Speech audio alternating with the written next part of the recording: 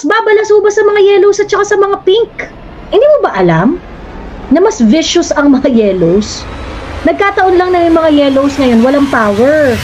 Ang power nasa mga Marcos, nasa mga Reds. Pero yung mga yellows, bigyan mo ng konting power yan, putang ina, mas malala pa yan sa pinakamalala. They wanted to associate DDS to bobo. They wanted to associate na pag ikaw pink ka, matalino, elite, mayaman, ganyan-ganyan. Even if there's no factual foundation to those assertions. But that is what they want the people to think.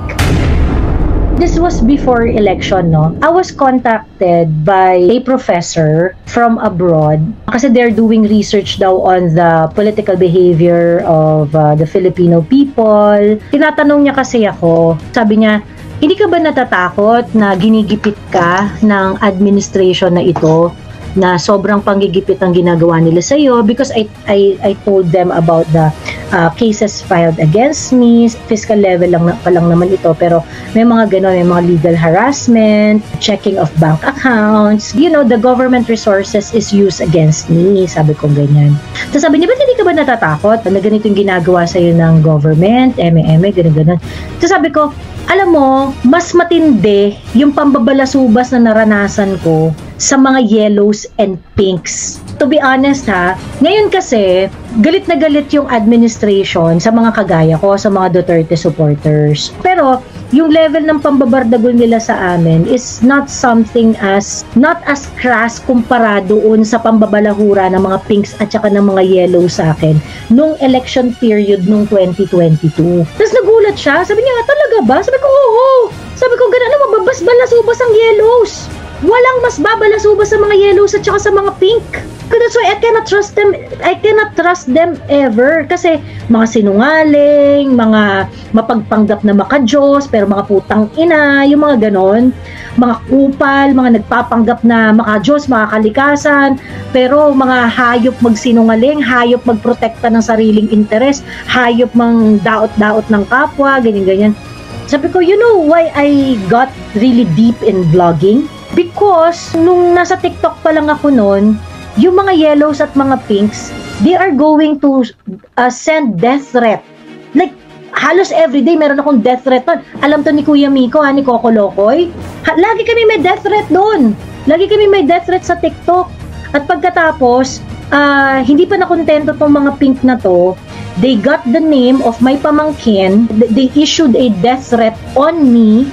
At dun sa pamangkin ko, while I was doing live, na, hoy Joey, yung pamangkin mong si ganito, ganyan-ganyan, makikita mo na lang yan, palutang-lutang sa ilog. Itigil mo na yung ginagawa mo. Ganun sila mag-death threat. At that point, I really had to file a complaint. Nag-file ako ng complaint yan sa cybercrime. I still have the record. Pinapapunta na ako ng PNP cybercrime sa may Pampanga noon. Hindi lang ako nakatuloy. Pero nag-file na ako ng complaint noon online. Sabi ko, hindi mo ba alam na mas vicious ang mga yellows? Nagkataon lang na yung mga yellows ngayon walang power. Ang power nasa mga Marcos, nasa mga Reds. Pero yung mga yellows, bigyan mo ng konting power yan, putang ina, mas malala pa yan sa pinakamalala. I'm so sorry, but yellow people, you are like that. You are really like that. Ayun, at bilang na bilang ko lang yung mga yellow friends ko na who are able to distinguish friendship, politics, and yung kaya nilang mag-compartmentalize, and who are not really going to judge you for for whatever politics you have. Meron din naman ako mga friends na ganyan, pero bilang na bilang yan. Sila yung exception rather than the rule. Actually, sa totoo lang, ang hindi ko maintindihan, bakit hindi kaya ng mga yellow at saka ng mga pinks na makipag-usap ng matino, yung hindi mo kailangan dautin yung edukasyon ng tao, yung mga ganun ba? I can say this with straight face. I am not the one who's going to yung the first one na makikipagbardahan. Pag nakipagbardahan ako, it is always a reaction na binabato sa akin. Talagang talagang rule of the thumb ko yan, na hindi ako yung mangunguna. Hindi ako yung mangunguna. Laging ako ay reactive. Laging reactive lang ako dun sa ginagawa sa akin, yung sinasabi sa akin or whatsoever, or reactive ako dun sa nakikita ko. na ginagawa ng mga public officials, ganun. So anyway, sila naman, inaatake nila ako because of my reaction doon sa ginagawa ng mga public officials kasi kampi sila doon eh. Now, etong video kasi na to, this really demonstrate yung uri ng kabulukan ng mga ugali talaga ng mga anti-Duterte. Nakakairita talaga. Nakakairita talaga sila. Ilang araw na to na nagsisirculate. Tapos marami na rin nagsend sa akin itong video na to. In fact, nung sinend nila sa akin to, nasa TikTok pa, parang posted pa siya sa TikTok.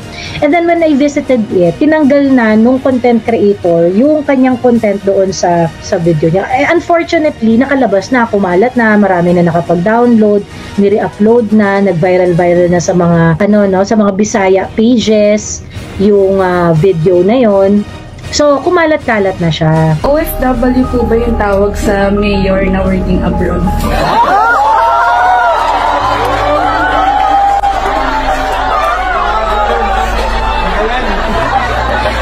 It's just a general question. Usually, ito ay isolated case. Siya ay nasa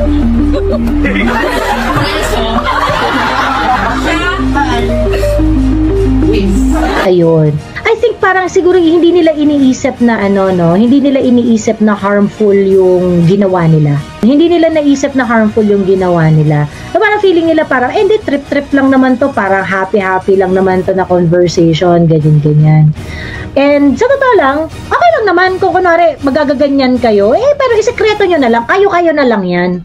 'Di ba? Kayo-kayo na lang 'yan para hindi kayo maabot ng wrath namin. Kasi ang problema, you're talking about it in a very public place, in a very public situation. In-upload niyo pa sa social media.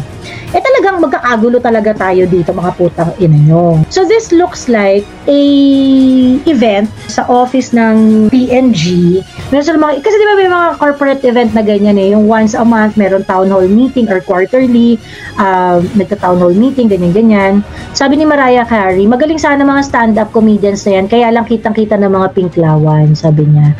Napanood mo na ba yung mga stand-up nila, yung mga skits nila, Mariah? Ginawa nilang butt of joke si PRRD winning the election in Davao City. Ang point nila is really to laugh at the circumstances of PRRD winning the election in Davao City. And it is just so unfortunate kasi nga, akala kasi nung girl, kinuwiti niya yon. Pero pansin po, Miss Joey, maraming hindi sang-ayon yung iba dito mawa. But I'm pretty sure kasi actually marami rin sa mga taga PNG nagsabi rin sila na hindi naman kami lahat anti-Duterte. And I think that's really not the point, no. I believe marami talagang pro Duterte dun sa PNG. Ang problem ko kasi diyan ito, at the end of the day, kung ano naman yung trip ng babae at saka kung ano yung trip ng mga stand-up diyan. O gusto niyang pagtawanan si PRRD, gusto niyang pagtawanan yung mga people of Davao, ganyan. Wala kaming magagawa trip niya yan kung ayaw niyong irespeto yung mga tao na binoto ng mga Davaoenyo, kung ayaw niyong irespeto yung mga Duterte supporters na minamahal namin at ginagalang si PRRD, despite the fact na nandun siya sa Hague.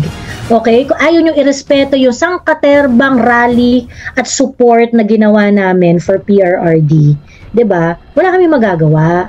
Kaso nga lang kasi si ate mo girl, kaso inare-represent mo yung company mo.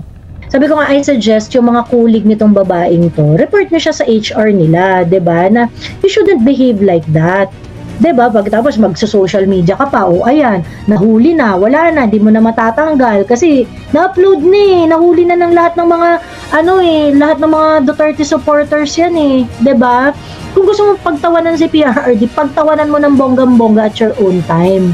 'Di ba? Pero kasi gagamitin mo pa yung yung pandadaot mo para what is your real intention? I'm pretty sure kung hindi yan nag-fire back ng bonggam-bongga, malamang di mo naman yan iti-take down 'di ba? And for me, dapat si Procter & Gamble, you should also distance yourself kasi if you're going to look at their website, they will say na, we are taking seriously the growth of our employee, enemirut, ganyan. Well, part of the growth of your employee and part of fostering a encouraging environment is to tell your employee not to be assholes. So sana, sabihan nyo man lang yung employee ninyo, ngayon, trip-trip ninyo, pagkatapos ilang araw nang nagva-viral yan, wala naman kayong mga sinasabi, wala naman kayong inaano, ayaw nyong respetuhin yung mga Duterte supporters, ayaw nyong respetuhin yung mga bumoto kay PRRD sa Davao City, di kung trip-trip lang gusto ninyo, trip nyo yan, ito rin ang trip namin. Ako, ang trip ko, di ko na kayo isasama sa grocery list ko in the coming months. Unless you're going to try to make an effort to teach your employees to be respectful. Diba? Hindi naman namin sinasabing gustuhin nyo si PRRD kung ayaw nyo talaga Pero kayong kupal. Ngayon, kung kupal kayo at trip nyo yan at ayaw nyo mabasag yung trip ninyo, di magti-trip din kami. Ang trip namin, magbili ng mga produkto ninyo. Kasi kayo, Procter & Gamble, the Duterte supporters are also your clients. Are also your customers. Tapos may mga nagme-message nga rin sa akin na parang, oy Joey, kawawa naman yung employee kasi matatanggal siya, ganyan-ganyan, ineme pagka ganyan, kasi pagka bumaba ang sales sa ganun-ganun, kawawa, kasi mapag-iinitan siya, ganyan-ganyan, eme, ganun-ganun. Sa totoo lang ako, I'm really, really tired of understanding their disrespect. There is this PNG employee who messaged me.